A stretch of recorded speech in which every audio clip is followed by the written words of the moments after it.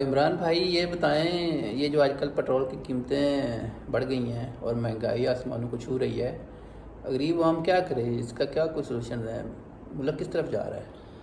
जी जनाब, आज मैं खुल के बताता हूँ आपको कि हमारा मुल्क किस समत पे जा रहा है।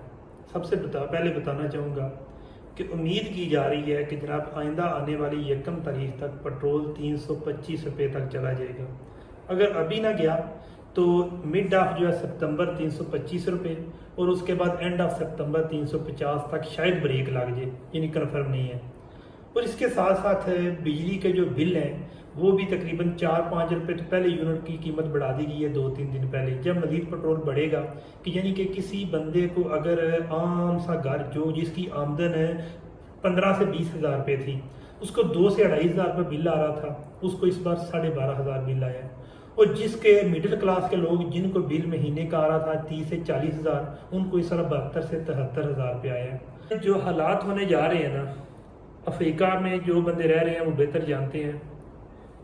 पेट्रोल 350 पे पहुंचने की देर है, सरेआम डकैती होगी, सरेआम जनाब जी कत्ल वारत होगी, और बंदे जनाब कत्ल करके या डकैती के दौरान अगर गिरफ्तार भी हो जाएंगे तो जनाब हम कहेंगे, वो यही कहेंगे कि अगर हम इनको जो है ना डकैती ना इनकी करते, इनसे ना लूटते, तो हमारे बच्चे मर जाने थे। पाकिस्तान का जो है ना ज्यादातर जो है क्लास जो है ना वो पुअर क्लास थी, फिर मिडिल क्लास थी, फिर अपर क्लास है। अपर क्लास में महसूस बंदे हैं, चंद हजार या चंद लाख भी कर सकते हैं, लेकिन चंद लाख का मतलब है कि 1-2 लाख।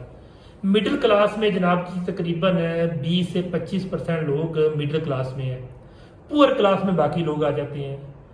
पुअर क्लास पहले ही मुश्किल से गुजारा कर रही है। जिस तरह आपको बताया मैंने, एक बंदे का अगर महीने के जो है उसकी आमदन थी 20 से 25 हज़ार, वो 2.5 हज़ार बिल दे के चलो उसका ऑपरेट कर रहा था। इस पर अगर उसका बिल 12,500 आया तो बाकी के जो चीजें वो अपने बच्चों को 2 वक्त की रोटी के वक्त सिर्फ एक एक रोटी सब बच्चों को देता था, एक टाइम 2 टाइम 2 रोटियां देता था। और अब वही बंदा जनाब एक दिन में आधी रोटी देने के काबिल है। मैं अब बताऊं आपको कि अगर वो बंदा बकायदा तौर पे अपने बच्चों को आधी रोटी से ज्यादा नहीं दे सकता, तो डकैती करना उसका हक बनता है। और डकैती पे मजाहमत करने पर अगर कत्ल हो जाता है ना, तो जनाब उस पे कानून तो लागू होता है, लेकिन यह है कि वो बंदा बाज नहीं आएगा। उस बंदे को आप जेल में ले जाओगे, बेशक डकैती में बेशक कत्ल में, उसका बच्चा अपने बाप की जगह संभालेगा। ये इसी तरह ही है कि जिस तरह हमने इससे पहले वजीरस्तान और डिफरेंट एरियाज में जब बम धमाके होते थे, तो उसके बाद उसके जो है ना उसके जो बच्चा, बाप तो मर गया, लेकिन उसके बच्चे के ज़हन में बगावत उठती थी, या फिर उसे पता था क्या करना है, वो बच्चा जनाब अपने बाप की जैकेट पहन लेता था या बंदूक उठा लेता था। मैं गारंटी देता हूं कि अभी ये 1.5 माह का वक्त रह गया।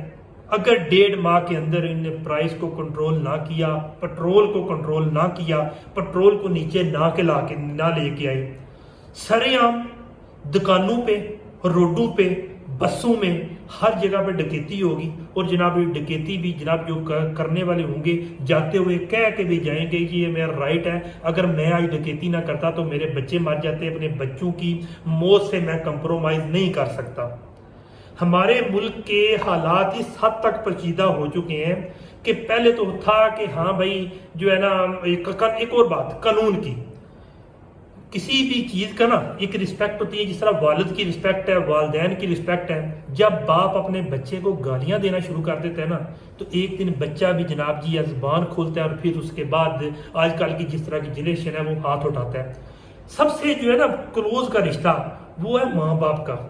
माँ बाप के रिश्ते में जब इतनी ज्यादा कदगन जो है ना बगावत आ जाती है ना, माँ बाप और बेटे की औलाद की जो है रिश्ते में, उससे जनाब जी ये चीज बहुत ही नॉर्मल है, डकैती करना, चोरी करना, या जिस तरह के मामलात हैं।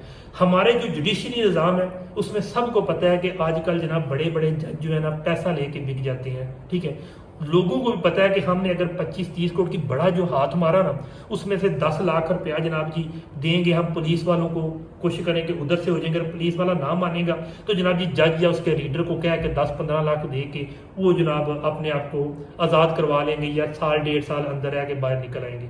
लेकिन वो अपने बच्चे को या खुदकुशी करने पे मजबूर नहीं करेगा। वो कहेगा कि जो बंदे अच्छा खा रहे हैं वो क्यों अच्छा खा रहे हैं। इसलिए जनाब वो बंदा अपने हक के लिए, अपने राइट के लिए जब इस तरह की जंग करेगा, जंग है ये, उसकी डकैती नहीं है, ये उसका जो है ना ये पेशा नहीं है, उसने ये जंग की है अपने हकूक के लिए। जिस तरह मुल्क के हकूक हैं, औलाद के, फैमिली के भी हकूक होते हैं। उस हकूक के लिए जब बंदा उठेगा ना, उस वक्त इस मुल्क में जनाब रोकने वाला कोई नहीं होगा। ये जो बहुत बंदे हैं ना इस वक्त एसीयू में बैठे हुए हैं, ठीक है, या बड़ी बड़ी गाड़ियों में, मैं जिस तरह आपको पता है सबको, कोई पाकिस्तान को कौन चला रहा है, स्टैब्लिशमेंट चला रही है। पाकिस्तान को कौन चला रहा है, ब्यूरोक्रेसी चला रही है। पाकिस्तान को कौन चला रहा है, जज चला रहे हैं, अदलिया चला रही है। ये बड़े बड़े जिनके लोग, जो अमीर तरीन लोग हैं, यशियाँ कर रहे हैं। ये जो लोग हैं, जब ये लोग, ये महसूस तबका, ये बंद कमरों में बैठ के एसी में जनाब जी अपने आप अपने फॉलोअर को हाथ हिलाने वाले, और जनाब जी टीवी पे, सोशल मीडिया पे देख के जनाब उधर जाके तस्वीर सेशन करके, यार पहले वक्त था कि जब कोई भी मसला होता था ना, तो हज़रत उमर फारूक रज़ी अल्लाह तआला अन्हु के वक्त में जनाब जी शाम को जनाब लोगों के घर के सामने खाना रख के आ जाते थे। अब किसी को अपने 1000 रुपया देना है तो जनाब जी पहले तो 100 बंदा इकट्ठा करेंगे, उस पर जनाब जी लाख रुपया लगाएंगे, और उसके बाद उस बंदे को जनाब 10-15 बंदों को 1000 रुपया दे के तो जनाब अपनी तस्वीर करेंगे। ये आ गया किस जुमरे में, ये जुमरे में आ जाता है दिखावे के जुमरे में। यानी कि जब हमारी जो है शराफिया है इस दिखावे के जुमरे में आके इस तरह के काम करेगी ना, ठीक है, उनको नहीं पता चलेगा कि गरीब की गैरत क्या होती है, गरीब की इज्जत क्या होती है, ये गरीब का जनाब जी मकसद क्या है, गरीब को किस तरह से जनाब आपने डिलीवर करना है, गरीब को किस तरह खाना देना है, गरीब को किस तरह आपने साया देना रहने के लिए, गरीब के बच्चों को किस तरह पढ़ाना है। हमारी शराफिया अभी तक तो सोच रही है कि हम अभी तक बंद कमरों में बैठे हैं।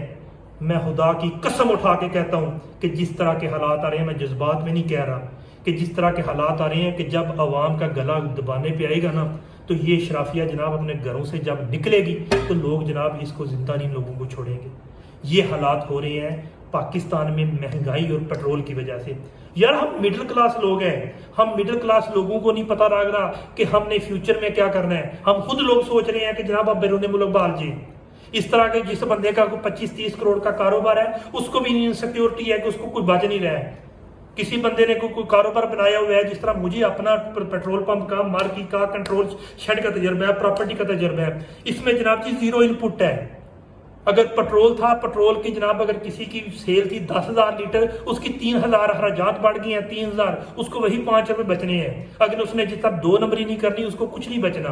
कंट्रोल शेड है, जो एक शेड में 80 लाख का मुर्गा तैयार होता था, अब 2.25 करोड़ में हो रहा है। पहले अगर प्रॉफिट एक 80 लाख में से कभी 50-50 लाख प्रॉफिट हो जाती थी, अब 2.25 करोड़ में से सिर्फ 6 से 10 लाख रुपया बचने की चांसेस है और 1 करोड़ नुकसान होने के चांसेस है। मार्कियों पे लोगों के फंक्शन होते थे, चलो महीने का मार्की का जिस बंदे ने 10 से 15 करोड़ या 5-7 करोड़ लगाया है, उसको जनाब जी 2, 3, 4, 5, 6 लाख बच जाता था। अब जनाब इस तरह के हालात हैं कि जनाब अखराजात जनाब जी 3 लाख के करीब है, बिजली का बिल ही 3-4 लाख से कम नहीं आता, और जनाब जी प्रॉफिट जो है वो मार्कियों में महंगाई इतनी होगी कि 15-1.5 लाख भी नहीं बच रहा, यानी कि पल्ले से डालना पड़ता है। मार्किया बंद, पेट्रोल पंप बंद, कंट्रोल शेड बंद, यानी कि मिडिल क्लास जब मरना शुरू हो गया है। जब मिडिल क्लास मरना शुरू होगा तो पूरा क्लास जनाब फिर क्या करेगा, पहले वो स्टेप लेगा फिर मिडिल क्लास लेगा।